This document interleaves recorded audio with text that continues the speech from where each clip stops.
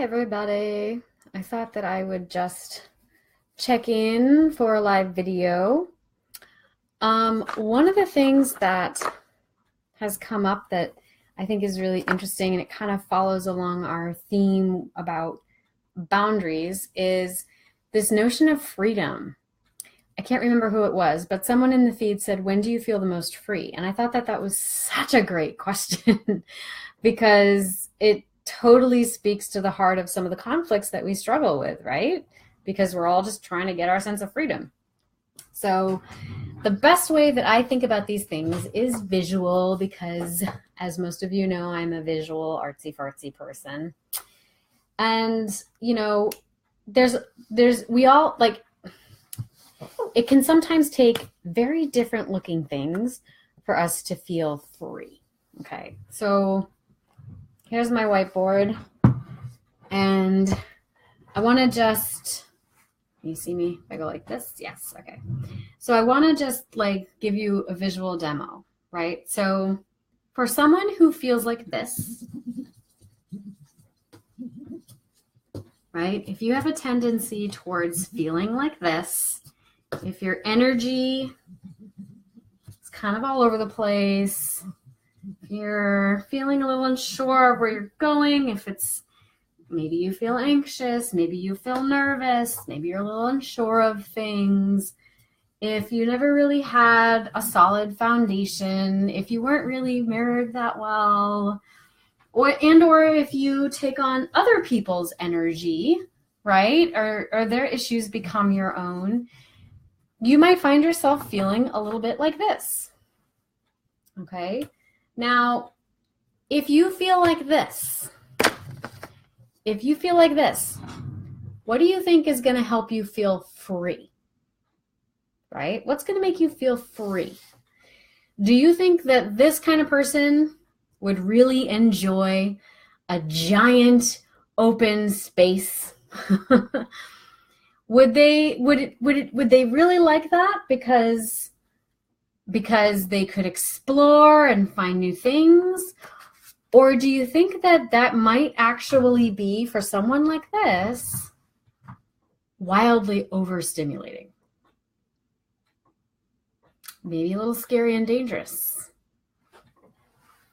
So my hypothesis is, for someone who feels like this, my hypothesis is that for them to feel free,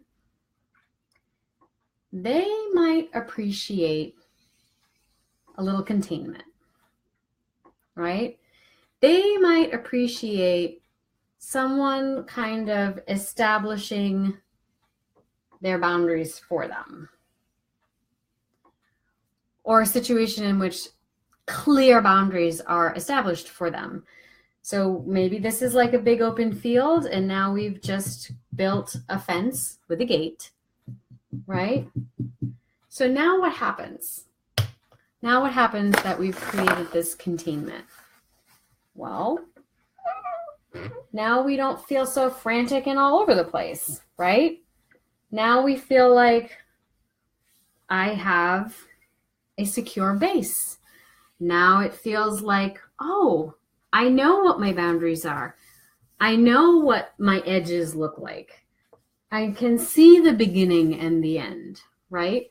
This allows me to move around freely, harmoniously, calmly within the perimeter, right? The perimeter makes me feel safe. It makes it feel like this is the area that I need to occupy. I'm not so overwhelmed. I'm not overstimulated. I'm not, freaking out. This feels a lot calmer, more contained, and you can move around that space freely now because you're not overwhelmed or overstimulated, right? So that's one way to kind of think of it. Now another person, let's say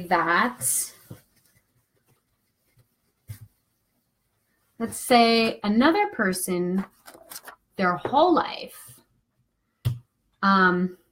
was either, let's say that maybe their whole life they were forced to remain small, right? Or their whole life, they were so surrounded, like let's say that they were either surrounded by this crazy kind of energy, right?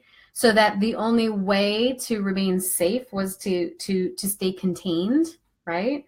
They were either surrounded by this, or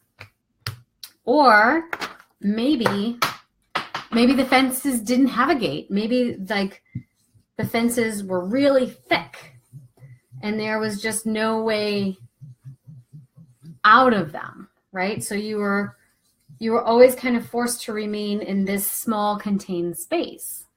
Now, for someone like that, you can imagine that the big open space would actually be welcomed, right? Like someone like that, getting rid of, like opening up the gate, right? And removing all that stimulus, removing the heavy walls, the multiple fences around them would actually be freeing, right? So this is someone who would love a wide open field, who would love to be able to move off in any direction and finally like break out of that, right? To just be free of all of that sort of overwhelming stimulus, right? So I think of this as like the wide open field versus being in a fenced in space within a wide open field, right? That for me, it always helps to think of things spatially. So like that's kind of one way to think about what actually makes you feel free. Like I dropped my pen. Like do you feel more free when you have clear boundaries, when you can see that, or do you feel more free when there's wide open space, right? I think for me, it's probably with a fence, but there's a gate. Like a semi-permeable boundary or membrane, right? The other thing that I want to emphasize, and I feel like maybe this doesn't get emphasized enough, is that when we think about attachment styles, and I prefer to think of it as like Rolling Stones, Open Hearts, Spice of Life, and Cornerstones, but you can think of it as avoidant, anxious, avoidant, or disorganized, or secure. I would encourage you not to think of it in terms of I am XYZ, right? Because whenever you use the words I am, and then you attach something to it, that's when you start constructing your reality. That's when you start constructing your narratives, okay? So I would encourage you also to realize that attachment styles are not static. They are not a label that you can give yourself and be like, I'm an avoidant, I'm an anxious, I'm a this, I'm a that, okay? Those are words that are used to describe dynamic states through which you move, okay? So they describe behaviors, but for any of you who took the attachment styles quiz, particularly for those of you who took it and you were like, I don't know if that really fits me, that's because these are dynamic states. And so like you could, for example, read a question and be like, I might feel that way, I might have that fantasy, but I wouldn't behave that way because I know if I behaved that way, I would be perceived as XYZ. So instead, I would behave the way that I know a secure person would behave. But the inner experience might actually be one that's anxious, or it might actually be one that's qualified as avoidant, right? But you know what the right behavior is. So sometimes there's a discrepancy between how we behave and our own internal monologue around it, right? Like our own actual feeling states as it pertains to our behavior, okay? So, and this is dynamic. It can change based on context. It can change based on your partner's characteristics, okay? So, and I've done videos on this before, but I just want to emphasize it again because we've got we've got almost 1,000 members in this group now. Oh, yes, we do. So some of this stuff, I want to make sure everybody gets. So you want to think about, these terms, anxious or avoidant or things like that. They're not static, they're dynamic. So, and it's really on an XY axis. So you have low anxiety and you have high anxiety.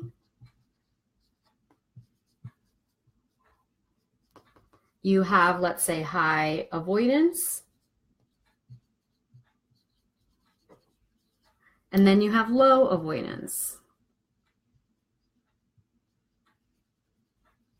Okay, so let me see if you can see that, right? So someone who has low anxiety and low avoidance, they're likely to be secure. But I'd like you to notice something here. There's a broad range for secure, isn't there? So you could be secure with low avoidance and low anxiety. You could be secure with, let's say, higher anxiety, right? So this is low anxiety, but maybe you have a little more avoidance, right? So here you'd be kind of on the edge. Here you'd have low anxiety, a little bit higher avoidance, but you're still in a secure spectrum, right? Here, if there's high avoidance, and let's say, but lower anxiety, so high avoidance, low anxiety, that is what's called avoidant. But the lower anxiety you have on a high, but with high avoidance, means that you're more dismissive. So to my mind, words construct our realities, but there's a difference between avoidance and being dismissive. So when you're dismissive, there's an element of being really disconnected from your feelings, really dismissive of them, really, and in others, really detached. There's not a lot of layers of consciousness there, but you can have a layer of avoidance with some moving towards a mid-level of anxiety, right? So, to my mind, people who are avoidant, which I prefer to refer to as rolling stones, they do have anxiety. And maybe if you peel back the layers, they actually have more anxiety than people who fall into an anxious category. But it's because it was so intense and so overwhelming and so stimulating at some point that they just had to cut it off altogether. They just couldn't survive any other way, right? So, and then what happens is we construct our personalities around that. So my point is that these are not static, that you can move around in these quadrants, right? Now, you may have a tendency to hang out in one of them, right? So secure, this would be low anxiety, but high avoidance. That's more of an avoidant category. High anxiety, low avoidance. This would be the anxious category, right? And if you have high avoidance and high anxiety, that's disorganized or anxious avoidant. But again, I just don't like these terms very much. I use them because that's what's in the literature and that's the common vernacular, but I don't like them. They're judgy. I prefer to think of this as cornerstones, rolling stones, spice of life, and open hearts, right? Because really it is our language that constructs our realities. So just be mindful when you start saying things like, I am an avoidant, I am anxious, I am this, I am that. You are not those things. You are not those things.